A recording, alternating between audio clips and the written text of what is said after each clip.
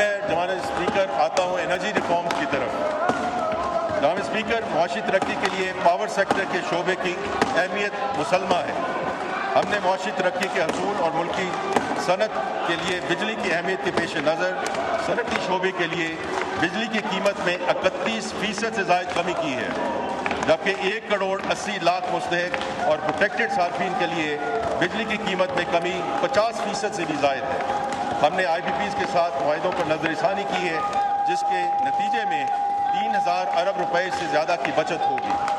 اس طریقہ کار پر عمل کر کے ہم ماحول کے لیے نقصان دہ 3,000 میگا واٹ گنجائش سے زائد فرنس آئل پاور پلانٹس کو بند کرنے میں کامیاب ہوئے۔ ہمیں احساس ہے کہ مستقل بنیادوں پر بہتری لانے کے لیے پاور سیکٹر میں گہری اور بنیادی اصلاحات لانا ضروری ہے۔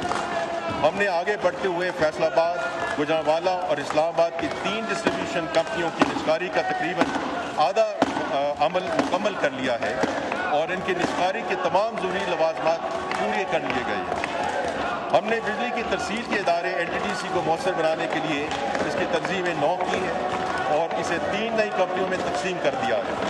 یہ کمپنیاں مستقبل کے پروجیکٹ کی منصوبہ بندی اور ان پر عمل درآمد کی ذمہ دار ہوں گی تاکہ بجلی کے ترسیلی نظم میں رکاوٹیں دور کی جا سکیں۔ ان اداروں کو چلانے کے لیے عالمی معیار کے افراد تعینات کیے جائیں گے۔ جناب اسپیکر، مجھے یہ بتاتے ہوئے خوشی محسوس ہو رہی ہے کہ اب بجلی کی تقسیم کار کمپنیوں کا انتظام پروفیشنل بورڈز کے سپرد ہے۔ ہم نے ان بورڈز میں سیاسی مداخلت کو ختم کر دیا ہے۔ پروفیشنل بورڈز کے آنے سے ان کمپنیوں نے صرف 9 مہینوں میں اپنے نقصانات میں 140 ارب روپے کی کمی کی ہے۔ انشاءاللہ ہمارا عزم ہے کہ اگلے 5 سالوں میں کمپنیوں کے ان نقصانات کو مکمل طور پر ختم کر دیا جائے گا۔ بجلی کے شعبے میں کمپیٹیٹو اور آزاد مارکیٹ کے قیام کے لیے قانون سازی اور ضوابط کو حتمی شکل دے دی گئی ہے اور اگلے 3 ماہ میں اس پر عمل درآمد شروع ہو جائے گا۔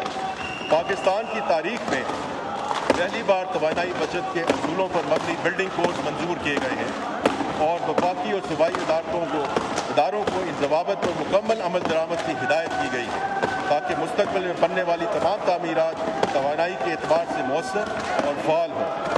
حکومت نے سستی بجلی کے حصول کے لیے جامع منصوبہ بندی کر لی ہے، جس سے آنے والے دنوں میں سستی بجلی کا حصول ممکن ہوگا۔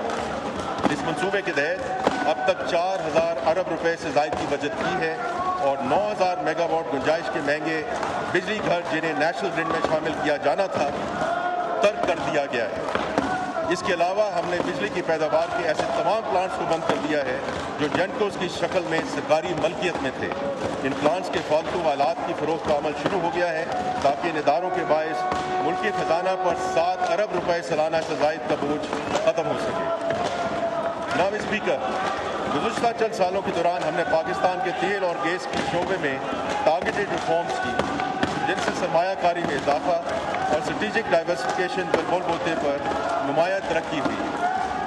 ایکسپلوریشن اینڈ پروڈکشن ENP کے شعبے میں کمپیٹیٹو بڈز میں خاص طور پہ ترک پیٹرولیم سمیت بین الاقوامی کمپنیوں کی خاصی دلچسپی رہی، جو طویل عرصے کے بعد آن شور سیکٹر میں قابل ذکر بیرونی سرمایہ کاری کی علامت ہے۔